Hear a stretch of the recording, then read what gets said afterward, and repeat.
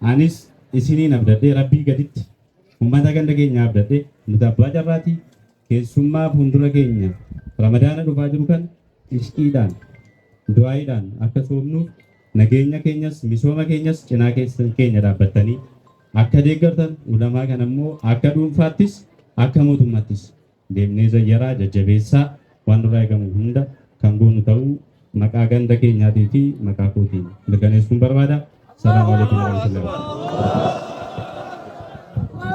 Dhaloota keenya dhaloota beekumsaan gahoome nu taasisuudhaaf nu bitata malees isin wajjin simachuu jalqabas waadaa galle turre ammas dhaabbannee hanga dhumaatti hanga lubbuu keenya aanaa kana jirtutti bakka jirtu dhaabbannee gidduu isaan wajjin dhaabbannee isaan simannee wajjin jiraachuudhaaf gidduu isaan dhaabbannee waadaa galuu barbaadna jechuudha. Nabsoo Fallaqaan jedhama bulchaa gandaa Turuu Gafareeti. Adda magaalaa Sombootiif ganda keenyaaf aanaa keenyaaf guyyaa addaati. Ulamaawwanni keenya beektonni keenya dhaloota nuu qaranii beekumsa ganda keenya aanaa keenya biyya keenyatti babal'isuudhaaf. Intaamoon ta'u birrii nuu fidanii lafa nuu kennanii ulamaa nuu qobsiisanii majlisa gannuu dhaabanii ol qabimi harka kee rabbi miila lamaan jara hadhaabu. Biyya kaddamna jedhanii ka'anii rabbi giidoo haa ta'uuf. Diinii rabbi kaddamna jedhanii gadi ba'anii rabbi giidoo haa ta'uuf. Dhuunfaa jaraatiin rabbi jara biraa dhaabbatu. Jaaraa.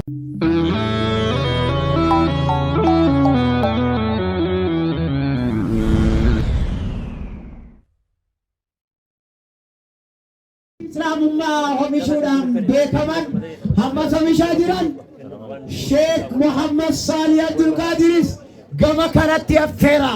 Allahu Akbar. Takbir. Bulchaa gandaa obbo Nafsoo gama kanatti affeera. Allahu Akbar. Takbir.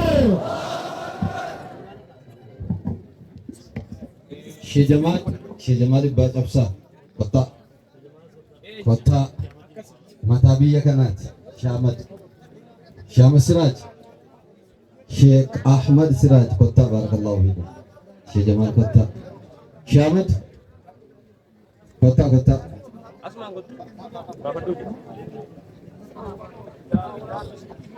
kottaa Shaamad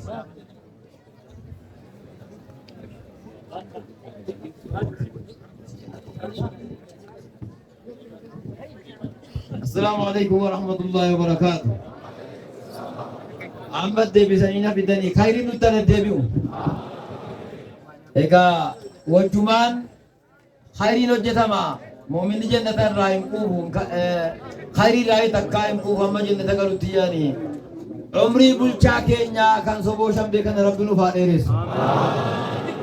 Laftis keenya, biyyis keenya, diiniinis keenya bira darbee kooti. Keenya ta'uudhaaf nu keessa dhaabbatee khayrii hojjetaa jira. Khayriin yaade hunda rabbi haguutuuf. Hamaa jaratti adeemu gaara Doktor Abiy qabee hamma hidhataa gandaatti rabbi irraa deebisu. Fuuldura badhaadhinaa kana rabbiin dungoo qabsiisaniiru dungoo hammatee nuuf dabalu. Ampooliin jaraa kun ol garagalee baname abboo bismillaahi irrahmaan irrahiim ampooliin namni rabbi nu fataatisu. Amantaan mirga godhatee wal beeynee wal hubannee wajjin tarkaanfataa jirra gufuu walakkaa keenya rabbiin kaa'en. Garaa walitti naqanneeti khayrii wajjin mari'ataa jirra nama khayrii hojjetu rabbi nu haa taasisu. Lafarra dhaabannee lafa gaafataa jirra lafa gaafanne kana isa yaadame ol rabba taasisu. Kanaafuu jennaan sheyni keenya shiroomasaa isa jiru kan godina kana itti gaafatamaan majlisaa jiru gara isaanitti dabarsa. Bismillah. Assalamu alaikum wa rahmatullahi wa barakatuh. Nagizee tokko harka ol qaba. Ni takbiiraa guddaa isaa kan rabbii mal. Itti nuu deebisaa. Jarri mootummaa keenyaa kuna guddatanuu. Mee filadheera namni jettu harkaan ol qabu. Seeruma guutuudhaa taabanu malee nu filanneera. Nu filanneera miti.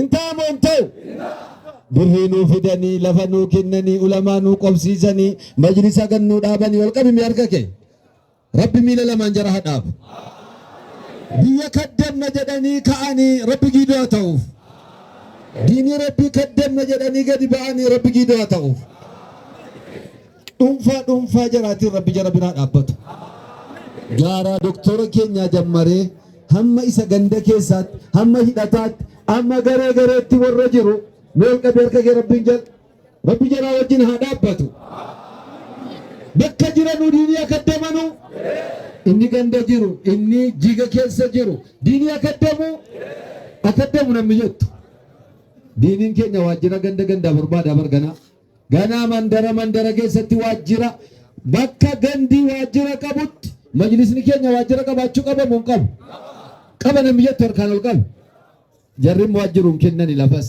inni jaaranis hin ta'amu hin ta'u kan jaraan rabbi haa ijaaru duniyaa jaraa akiraa jaraa rabbi haa ijaaru giidoo rabbi haa ta'uuf hawaasa keenya isinillee rabbi giidoo haa ta'u hadha dachii kanarratti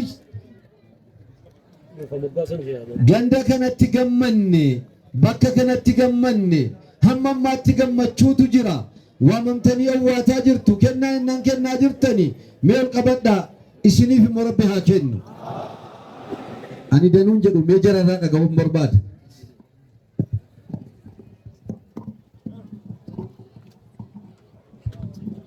ammas dabalee assalaamu alaikum warahmatullahi wabarakatuh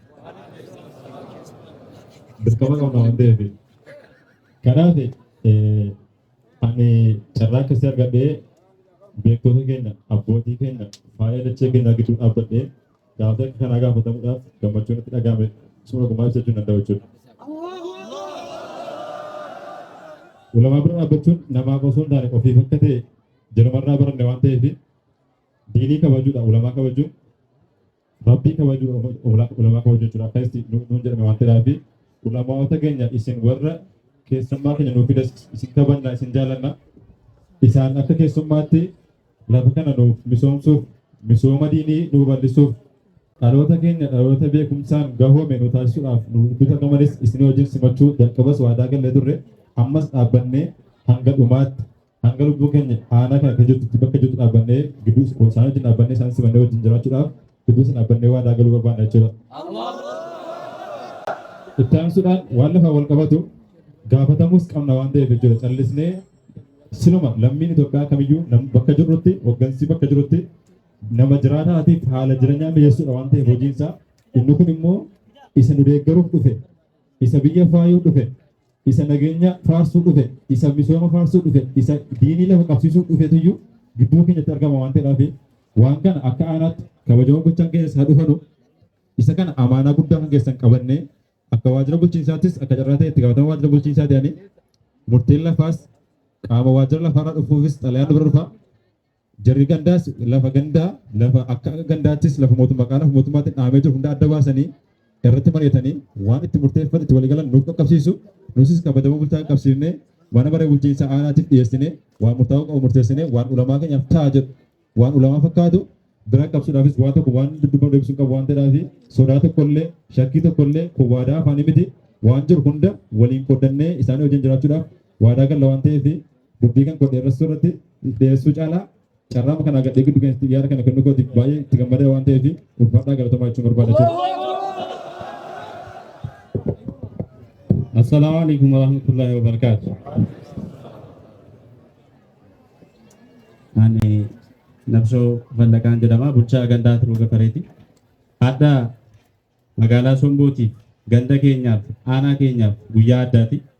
Ulamaawwanni keenya beektonni keenya dhaloota nuu qaranii beekumsa ganda keenya aanaa keenya biyya keenyatti babal'isuudhaaf adda gandi keenya abbaa carraati.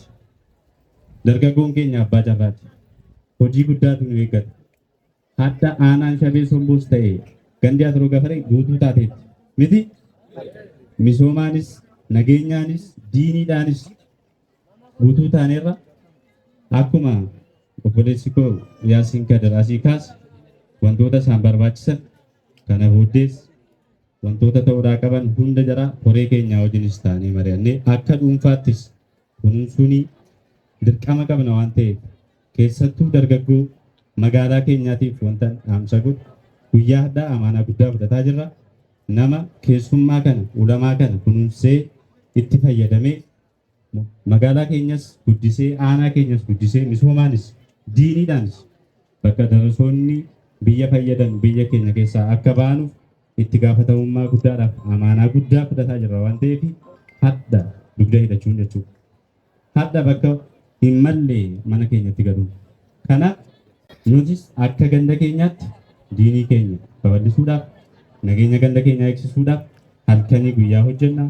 Keessummaa keenyas amaanaa keenyas anis isiniin abdadhee rabbii gaditti uummata ganda keenyaa abdadhee nuti abbaa carraatii keessummaa fuuldura keenya ramadaana dhufaa jiru kan ishqiidhaan du'aayiidhaan akka soomnuuf nageenya keenyas misooma keenyas cinaa keenya dhaabbattanii akka deeggartan ulamaa kan ammoo akka dhuunfaattis akka mootummaattis deemnee zayyaraa jajjabeessaa waan nurraa eegamu hunda kan goonu ta'uu maqaa ganda keenyaatii fi maqaa kootiin mirkaneessuun barbaada. Salaamu alaikum warahmatullahi wabarakatuh.